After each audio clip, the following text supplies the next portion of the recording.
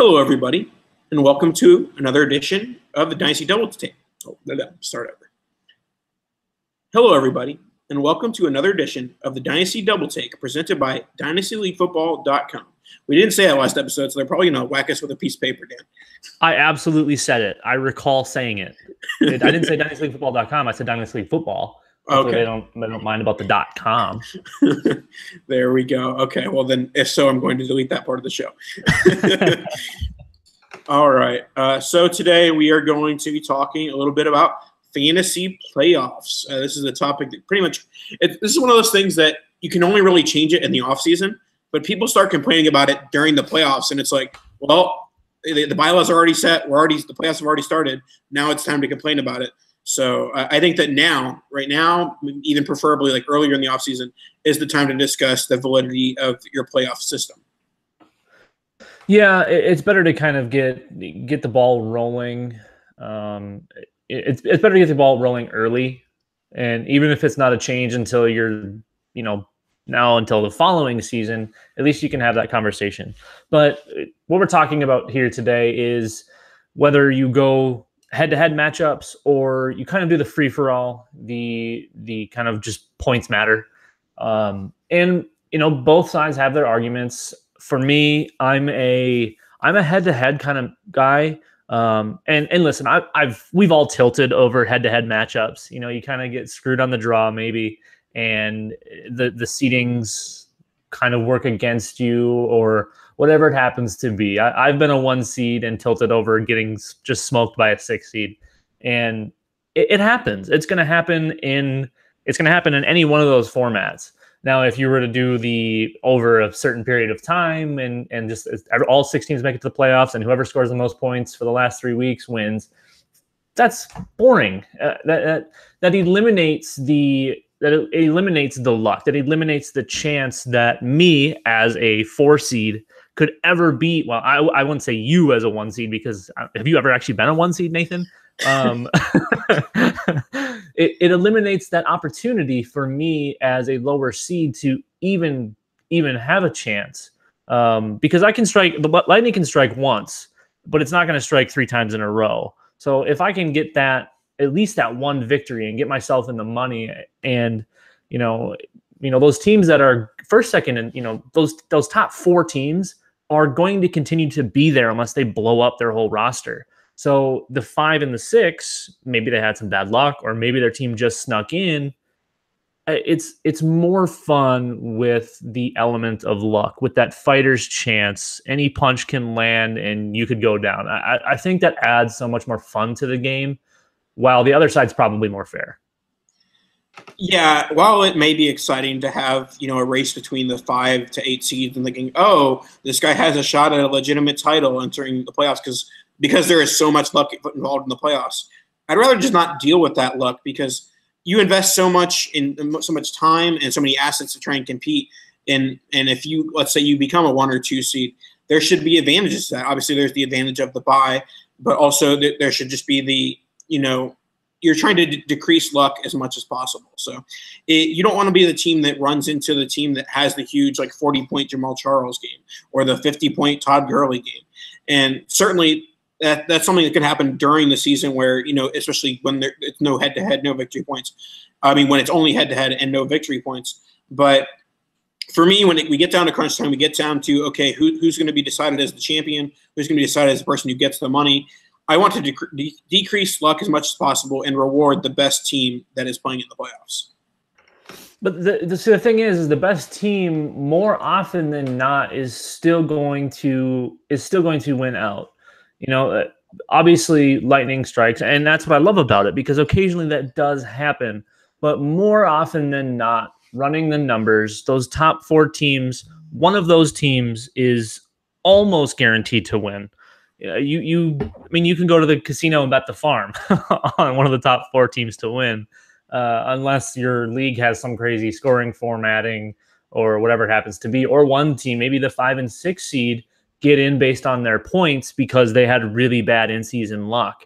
Now you've got a juggernaut sitting there that scores a ton of points, and they're going to get through. So it works in both directions. It's it's just, it takes away the fun. I know I keep going back to that, but I'm kind of old school in that fashion. I love the head-to-head matchup concepts. That's the way they do it in the NFL. And I understand we're not in the NFL and we're not playing it that way, but it feels a little bit more real for our fake game that we so much love. It just feels, you and I can actually have that talk that, oh, I'm going to beat you this week. I mean, the crap talk, it's more fun. It adds that element to the league as well. Everyone gets to be more involved.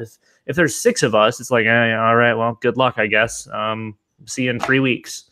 It doesn't have that real like competitive feel to it, Yeah, and people talk about how when you eliminate matchups or when you do other things with your playoff system, it becomes less like the NFL playoffs.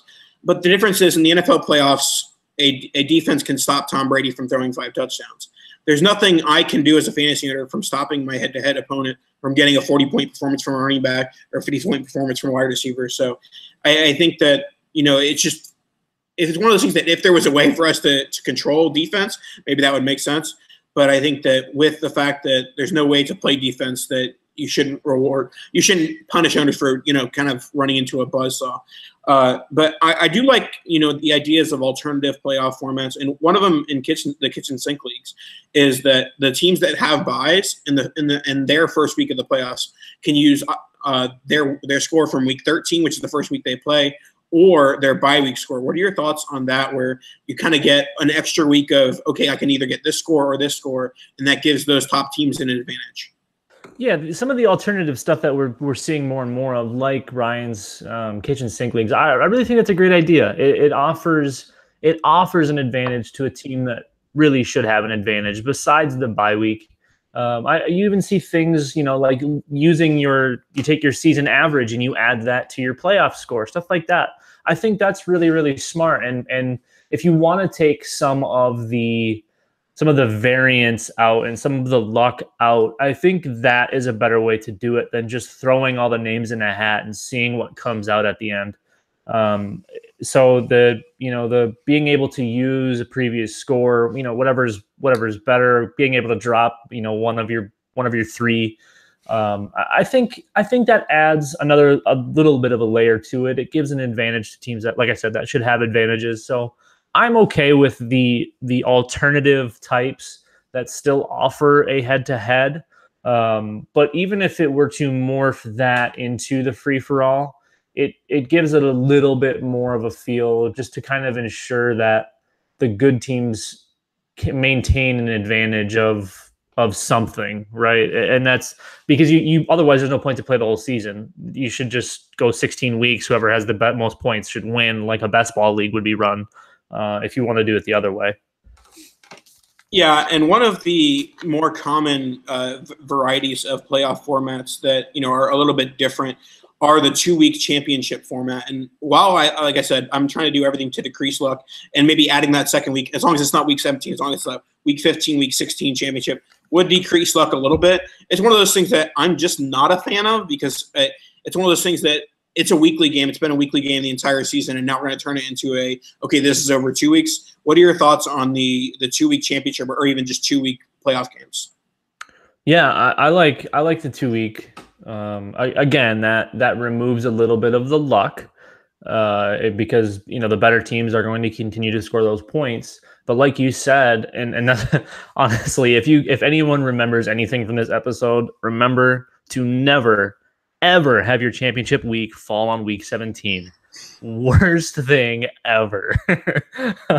But yeah, I like the multi-week thing with, if it's just like 2 teams, right? It's, again, we go back to just throwing all the names in the hat, but when you have the opportunity to kind of level out those, whoever the top 2 teams are, whoever gets there, whether it's the 1 and the 6 seed, whether it's the 4 and the 3, whatever it happens to be, the extra week, it allows everything to kind of balance out and to correct itself. If one team has a massive week 14, and then all of a sudden here comes week 15 and 16, and it's super volatile because we don't control the points. We don't know what these people are going to score every single week.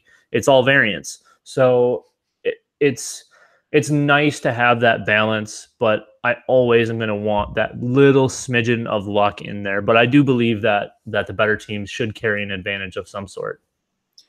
Yeah, and one thing we'll discuss last year will be league payouts, and I think that with the variance involved in fantasy playoffs, that kind of the more of your pot that is involved in the regular season, whether it's weekly high score or it's regular season points leaders, the more points that you can give involved in the regular season, the more money is going to go to the teams that prove to be the best teams throughout the season.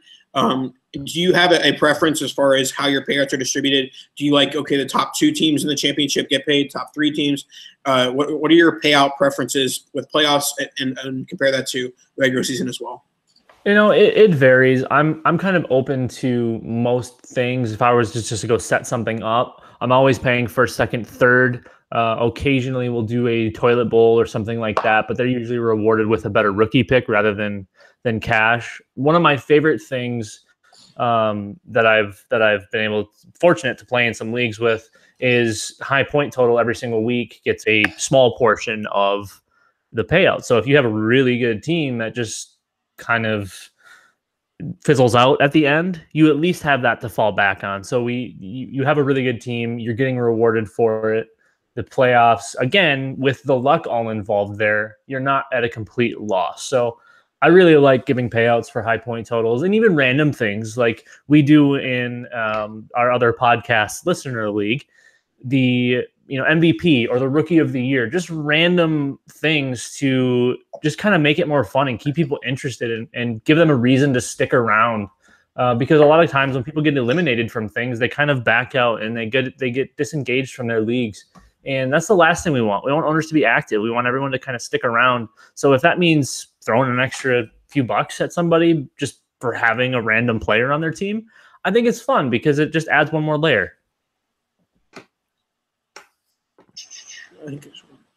All right. The last thing we'll wrap up with here, and I think that this is kind of it'll end up being a standard answer here, but what are your thoughts on number of teams that make the playoffs? Do you think it should always be 6 with 12 or more, always 4 at 10? Or do you think there's variations that would be more fun where it's maybe less teams on a 12-teamer or even more teams in like a 16-teamer? Yeah, I think if you stretch the regular season one more week in a 12-team and go down to 4, I like that a little bit better because it does. So as much as I like the luck aspect of it, that takes a portion of it out, and your true top teams are there. Kind of like baseball a little bit, not super like baseball, but a little bit. You're actually getting your best teams there, right? Or you should be getting your best teams there. In most cases, though, I'm all about top 6, as long as at some point you're getting someone in there based on their point total rather than win-loss record. Because again, you want your best teams in the playoffs, even if one of the teams is kind of scrubby. You always want to make sure you have your high point score in the playoffs, whether it's the 1st seed or the 6th seed. Yeah, I think that's a good idea. Obviously try and get the best teams in it. The only counter to the 4 teams in a 12-teamer would be that obviously there's going to be more teams that bail quickly, not necessarily from the league, but like teams in week 4 or 5 and be like, oh, I'm not going to make the playoffs, so it's now time to trade my older players for rookie picks or younger assets. And then that kind of gives an advantage to whoever's facing those worst teams later on in the season, which obviously you can change schedule luck by doing victory points and things like that. But I do think that giving more teams at least a thought they might have a shot at making the playoffs is better for the league. Yeah, definitely. Again, it keeps everyone involved, and that's what we want. We want people to stay engaged. It's nice knowing who your top teams really are. Like I said, I don't mean to be wishy-washy. I like the idea of the good teams keeping their advantage, but there's also some element of luck. So whether it's 6 teams, whether it's 4 teams, even stretching it out, maybe going to 8 and having a couple play-in games, that's always fun too. I've seen a couple of those.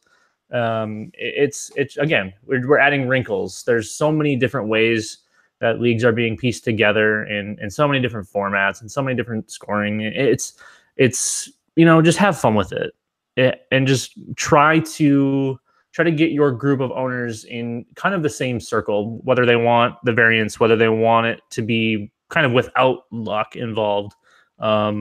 Just try to get everybody on board, because you don't want to split a league up just because of how you're doing payouts or how you're having your league scoring. Alrighty, that was a fun little debate we had there, Dan. I think we had good points on both sides. Thanks everybody for tuning in. Subscribe, rate, review Dynasty Double Take on iTunes and all your other podcast apps. Appreciate you guys listening. We'll see you guys next week.